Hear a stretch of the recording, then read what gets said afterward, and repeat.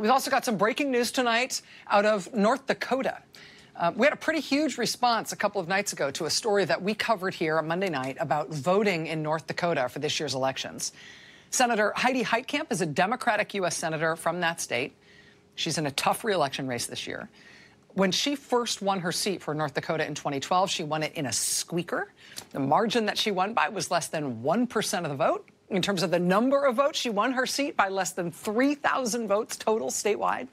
And one of the things that was crucial to that victory for her in 2012, which again put a Democrat in the U.S. Senate from North Dakota, one of the things that was absolutely crucial was the strong support she got from Native American voters in that state.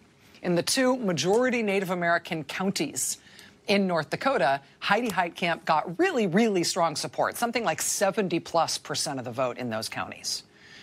And in a race that close, that was absolutely enough to put her over the top. Well, as soon as Heidi Heitkamp was sworn in 2013 as North Dakota senator, the Republican-led legislature in that state got to work, basically trying to take care of that little problem. They designed a new law for the state which says you can't vote if your ID doesn't have a residential address on it, a street address.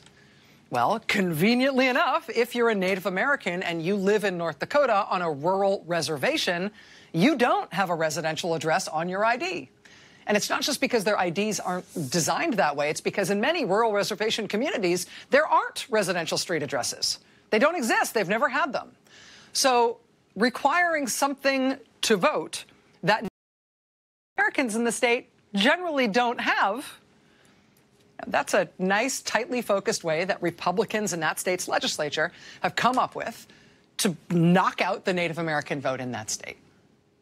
There's been a whole bunch of legal wrangling over this effort by North Dakota Republicans over the years, but bottom line is that for the first time in the congressional elections next month, November 6th, this new law is going to be fully in effect. So people who have been voting happily with their tribal IDs and their P.O. box IDs for years or decades or generations, nope, not this time.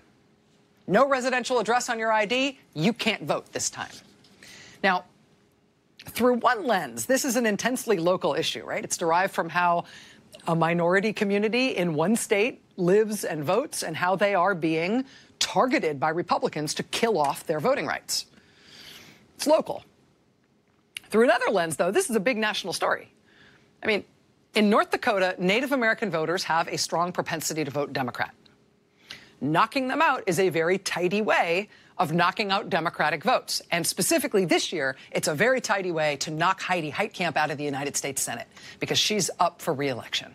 Knocking Heidi Heitkamp out of the Senate happens to be the Republican Party's best path toward keeping the whole U.S. Senate in the hands of the Republican Party for the next 2 years. And if the whole U.S. Senate stays in the hands of the Republican Party for the next 2 years, that obviously has nationwide implications for policy, for investigations and accountability with this president and this administration. It potentially has implications even if something like impeachment ever comes up.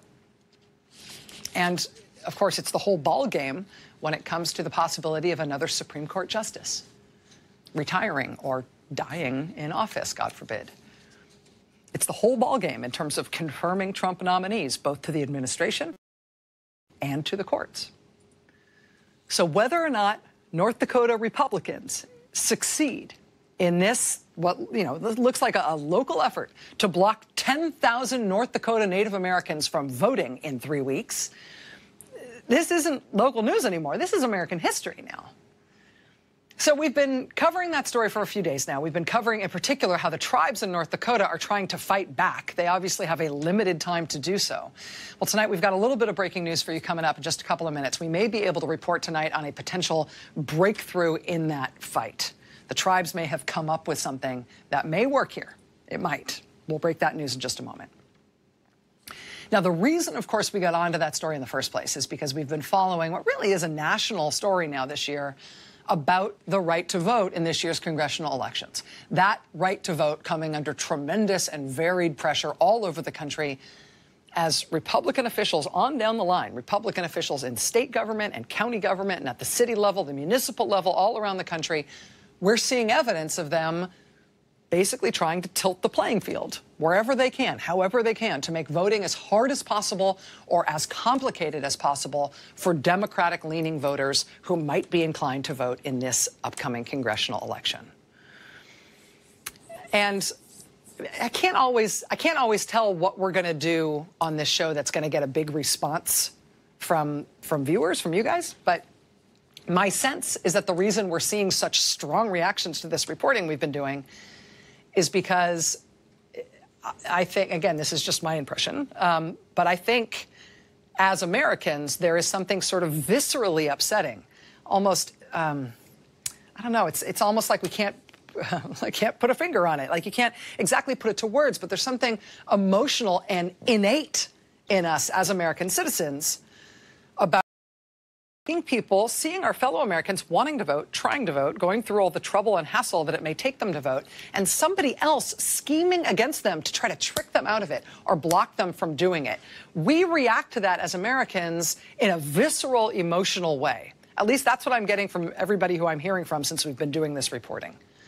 When we see our fellow Americans having to fight like heck just to be allowed to vote, to participate in the governance of our country, which is the whole idea of our country, it hurts us as Americans, and that pain causes people to, I guess, reach out. That's what we've been experiencing.